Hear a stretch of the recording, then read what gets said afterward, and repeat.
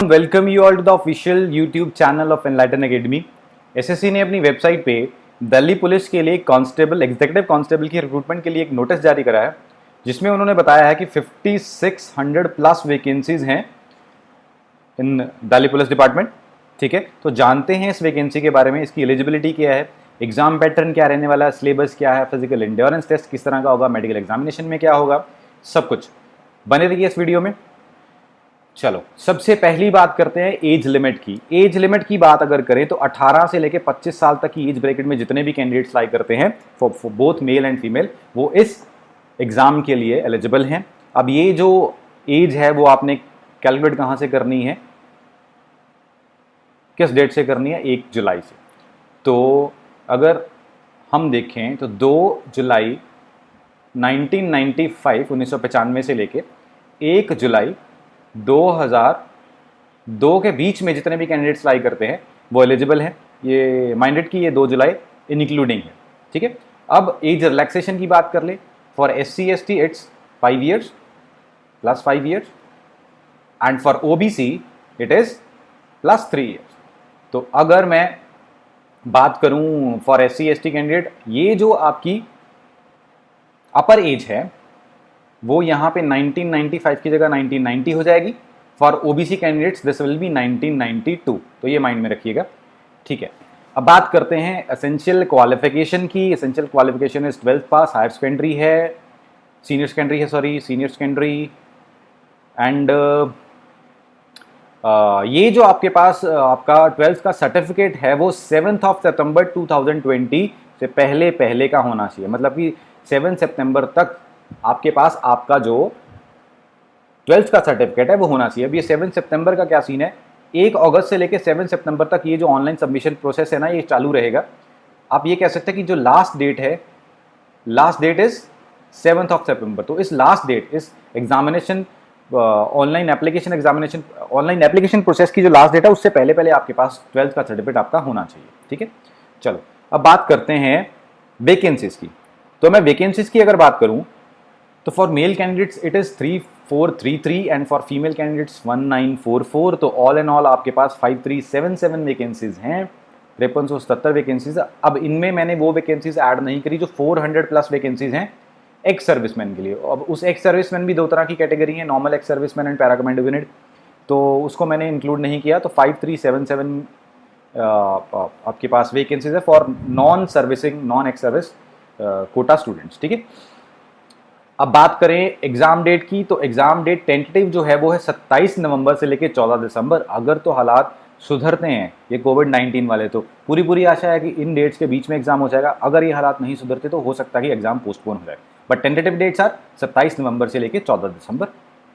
चलो आगे बढ़ते हैं कुछ और एलिजिबिलिटी क्राइटेरियाज की। तो मेल कैंडिडेट्स के पास ड्राइविंग लाइसेंस होना चाहिए, लाइट मोटर व्हीकल लाइसेंस। जी हाँ, लाइट मोटर व्हीकल लाइसेंस होना चाहिए आपके पास, और वो इशू आपके फिजिकल एंड्योरेंस टेस्ट जो होगा उससे पहले हो जाना चाहिए। आप ये मान के चल सकते हो कि आपको physical endurance test driving licence के साथ देने जाना है। जी हाँ, फॉर मेल कैंडिडेट्स। ठीक है, एक एक्स्ट्रा इंसेंटिव है एनसीसी स्टूडेंट्स, एनसीसी कैंडिडेट्स के लिए। NCC A सर्टिफिकेट होगा जिनके पास, उनको +2%, +3%, +5% रेस्पेक्टिवली B और C के लिए। ये +2, +3, +5 है क्या? हाइपोथेटिकली मान लो कि आपके एग्जाम में 150 नंबर आए, तो अगर आप A सर्टिफिकेट होल्डर हो तो आपको 150 पे 2% एक्स्ट्रा मिल जाएंगे ऑब्टेन मार्क्स का। जैसे 150 आपने ऑब्टेन करा तो 150 का 2%। अगर आप B सर्टिफिकेट होल्डर हो तो 3%, अगर आप C सर्टिफिकेट होल्डर हो तो 5% आपको एक्स्ट्रा मिल जाएंगे आपके मार्क्स का, आपके जितने भी मार्क्स आपने ऑब्टेन करे होंगे। तो NCC कैंडिडेट्स के लिए फ़ायदा है इस चीज़ का। ठीक है, और हाँ, ये जो NCC सर्टिफिकेट्स हैं आपको आपके फिजिकल एंड्योरेंस टेस्ट के दौरान वहाँ पे शो करने हैं।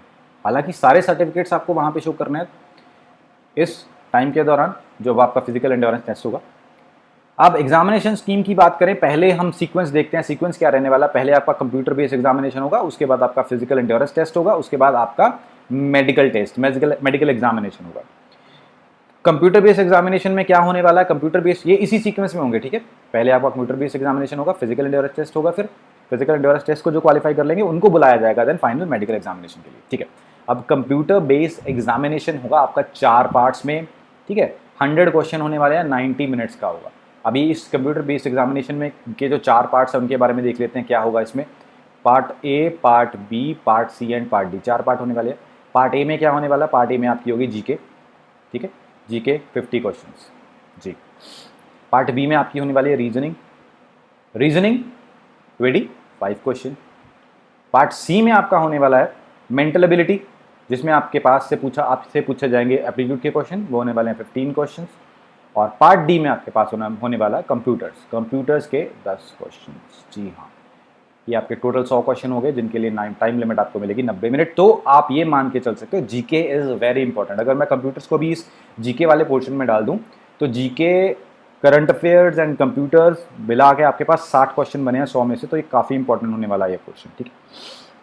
तो नॉर्मलाइजेशन जैसे आपको पता है एसएससी ने ऑप्ट कर ली है, तो जो भी आपकी मुश्किल शिफ्टें होंगी उनको नॉर्मलाइजेशन का फायदा मिलेगा। अब पीईटी की बात कर लेते हैं, फिजिकल एंड्योरेंस टेस्ट की बात कर लेते हैं। अब ये 3 एज ग्रुप्स में होगा ये फिजिकल एंड्योरेंस टेस्ट।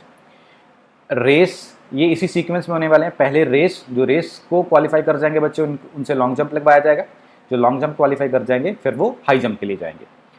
अब मेल कैंडिडेट्स के लिए अप टू 30 ईयर्स, 30 साल तक के जो कैंडिडेट होंगे, फॉर मेल कैंडिडेट्स ये टाइम लिमिट रहने वाली है 6 minute, for female it is 8 minutes.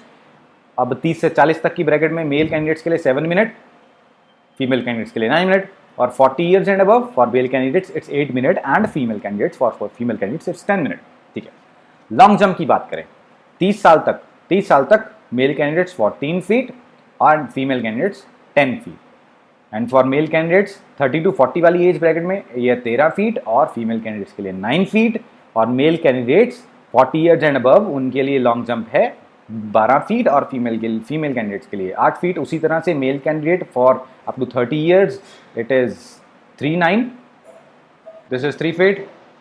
For male candidates in the age bracket of 30 to 40 years it's 3 feet 6, and for female it's 2'9", for 40 years and above for male candidates it's 3'3", and for females it's 2'6", ठीक है। चलो physical endurance test के बारे में I think clear होगी चीज़ें, आगे बढ़ते हैं। अब बात करते हैं फिजिकल मेजरमेंट्स की। फिजिकल मेजरमेंट्स में हाइट एंड चेस्ट, 2 मेजरमेंट्स होने वाली हैं। Height for male candidates it's 170 centimetre, for female it's 157 centimetre, ठीक है। तो कुछ हाइट रिलैक्सेशंस भी हैं, जैसे for ST it's 5 centimetre relaxation है उनके लिए। हिली एरियाज़ के कैंडिडेट्स हैं जो डोगरा जो ट्राइब को बिलोंग करते हैं, उनके लिए भी अलग अलग तरह से हाइट रिलैक्सेशंस हैं। तो उनके बारे में अगर आपको वीडियो चाहिए होगी तो उसको अलग से हम बना देंगे, अलग से बता देंगे। आप कमेंट करके बता दीजिएगा अगर वीडियो चाहिए रिलैक्सेशंस के बारे में, एज एंड हाइट, ठीक है, 2 जगह रिलैक्सेशन। चेस्ट मेजरमेंट की बात करें 87 सेंटीमीटर विदाउट एक्सपेंशन होनी चाहिए मिनिमम, ठीक है, विदाउट एक्सपेंशन। और minimum value of minimum measurement of expansion कितनी होनी चाहिए, 4 सेंटीमीटर, ठीक है। ये ध्यान में रखिएगा कि 4 सेंटीमीटर की मिनिमम एक्सपेंशन होनी चाहिए चेस्ट की, और विदाउट एक्सपेंशन मेजरमेंट होनी चाहिए 81 सेंटीमीटर। फीमेल कैंडिडेट्स के लिए ये नहीं होगा, ठीक, चेस्ट मेजरमेंट नहीं होगी। तो इसके अलावा बात कर लेते हैं हम आई साइट की, ठीक है। आई साइट परफेक्ट होनी चाहिए, 612 मांगी है विदाउट ग्लासेस, ठीक है, विदाउट ग्लासेस 612 होनी चाहिए। आप लेज़र वगैरह ऑपरेट करा के भी नहीं इसको ठीक करा सकते, ठीक है। आपकी जो आई साइट है 612 होनी चाहिए विदाउट यूज ऑफ ग्लासेस, ठीक है। आई होप सारी चीज़ें कवर कर ली हैं हमने। इस एग्ज़ाम के लिए बुक्स कौन सी रेफ़र करनी है, मटेरियल क्या पढ़ना है, वो सब हम अलग से एक वीडियो बना देंगे इसी चैनल पे।